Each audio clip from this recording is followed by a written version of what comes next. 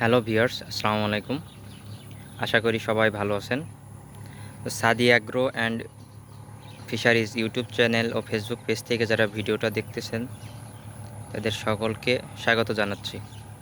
আজকের যে বিষয়টা নিয়ে কথা বলবো সেটা হচ্ছে মাছ চাষের পুকুর প্রস্তুতি বা মাসিক পরিচর্যা হিসাবে আমরা যে ডোজগুলো করি আর কি, সেটা নিয়েই খুব সামান্য একটি আলোচনা করব। তো আপনারা দেখতে পাচ্ছেন পানি প্রচণ্ড পরিমাণে ঘোলা হয়ে গেছে এবং পানির হাইট একেবারে প্রায় কানায় কানায় পরিপূর্ণ। যেহেতু পাড়টা প্রায় 15-20 ফুট উচ্চ, তো এখন পানি প্রায় 7-8 ফুট বা 7 ফুট প্লাস পানি আছে এখানে। তো তেলাপিয়া কার্প মিশ্র চাষের জন্য এর থেকে বেশি পানির আর প্রয়োজন হয় না। 7 ফুট প্লাস পানি যেহেতু, তো এটাই মোটামুটি হয়ে যায়। দেখতে পাচ্ছেন আপনারা পাড়ের কিনারায় চলে আসছে পানিগুলো। আর এখানে যে পাইপগুলো দেখতে পাচ্ছেন এটাতে মিনি এয়ারেটর বা এয়ার পাম্প দিয়ে আর কি সামান্য কিছু এয়ারেশনের ব্যবস্থা আছে। যদিও এটা প্রয়োজন নাই, তো দিলে আর কি কোনো ক্ষতি হবে না উপকার ছাড়া।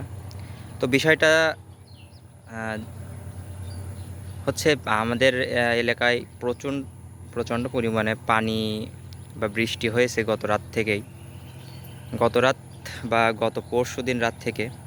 তো দেখতেই পাচ্ছেন পাশে এটা একটা মানে ধান ক্ষেত বলা চলে বা কৃষি জমি পরিপূর্ণ পানিতে পরিপূর্ণ হয়েছে।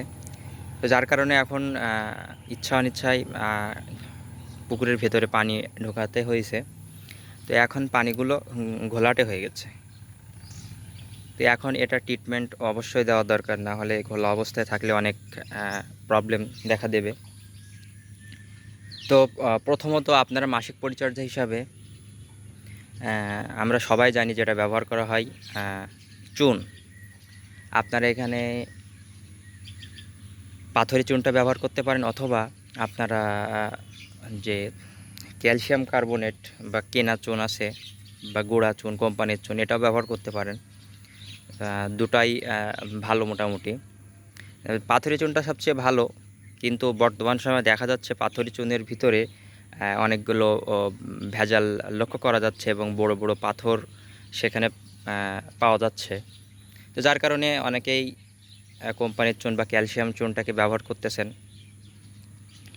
তো সেটা ব্যাপার না। চুনটা ব্যবহার করার পর অবশ্যই আপনারা দ্বিতীয় স্টেপে পরের দিন লবণ ব্যবহার করবেন। চুনটা শতক প্রতি 200 থেকে 250 গ্রাম ব্যবহার করবেন। লবণটাও ঠিক তাই। তো আমাদের লবণের পরিবর্তে অনেকে মিনারেলস ব্যবহার করে। আমাদের সাতক্ষীরা অঞ্চলের অনেক অভিজ্ঞ ভাই বা সম্মানিত চাষিরা যারা আছেন, ওনারা ক্যালসিয়াম কার্বনেট প্লাস মিনারেলস ব্যবহার করেন, তো সেটাও করতে পারেন। তো আমাদের সচরাচর সারা বাংলাদেশব্যাপী যে বাংলা মাছ বা কাঠ মিশ্র মাছের যে পদ্ধতি, সেখানে বেশিরভাগ চাষেই চুন এবং লবণের প্রতি নির্ভরশীল। তো আপনারা সেটাও করতে পারেন, যেটা আপনাদের কাছে সহজলভ্য মনে হয় সেটা করতে পারেন। তারপরে আসি, চুন লবণ দেওয়ার পরে পানিটা বেশ পরিষ্কার হয়ে যাবে।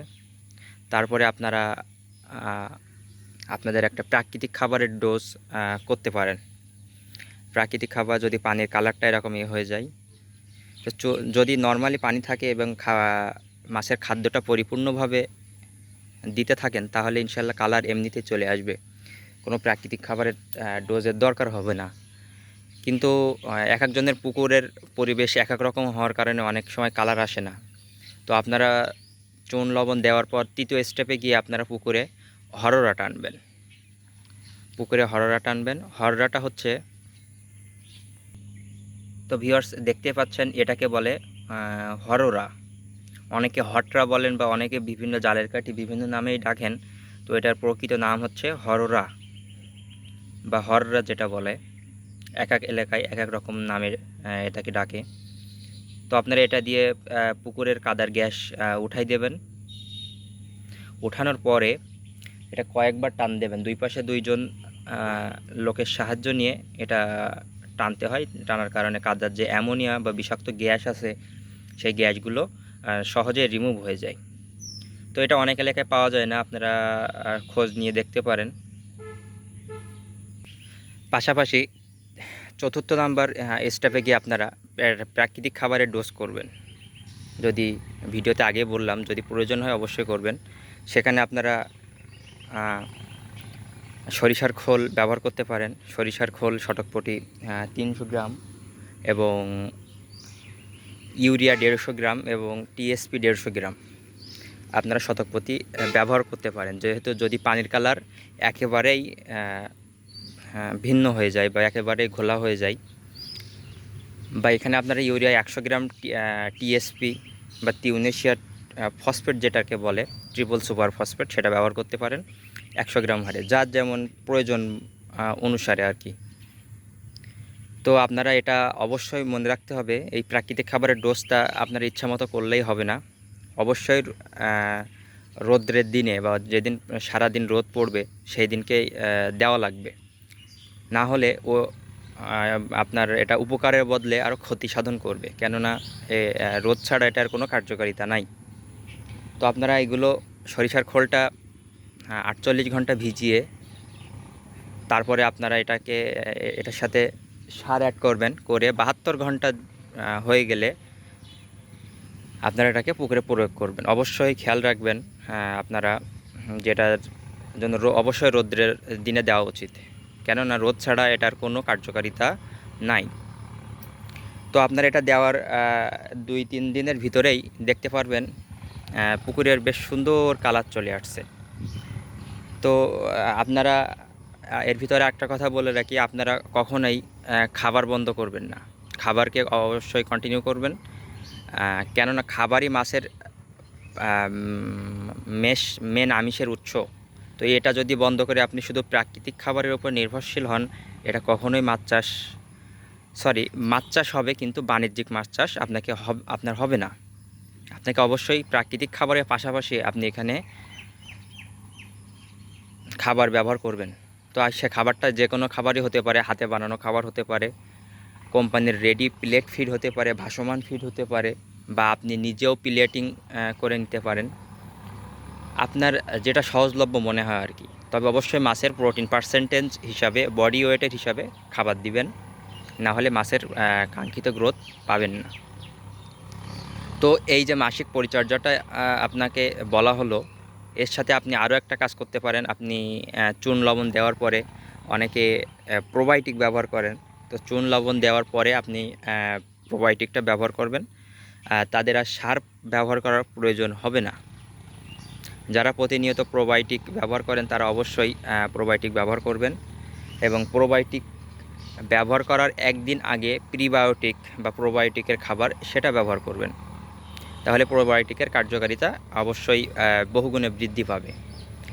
তো আপনারা যে কোম্পানির প্রোবায়োটিক ব্যবহার করেন, সেই ভিন্ন ভিন্ন কোম্পানির প্রোবায়োটিক ভিন্ন ভিন্ন প্রসেসে পুকুরে প্রয়োগ করতে হয়। তো আপনারা প্যাকেটের গায়ে নির্দেশনা ফলো করতে পারেন, অথবা সংশ্লিষ্ট যে প্রতিনিধি আছে তাদের কাছ থেকেও আপনারা পরামর্শ নিতে পারেন। তো সর্বোপরি যারা প্রান্তিক চাষি আছেন তারা প্রোবায়োটিকটা কমই ব্যবহার করেন। সচরাচর যারা বাংলা মাছ করেন, রুই কাতলা কাঠ জাতীয় মাছ করেন, তারা খোল সারটাই বেশি ব্যবহার করেন।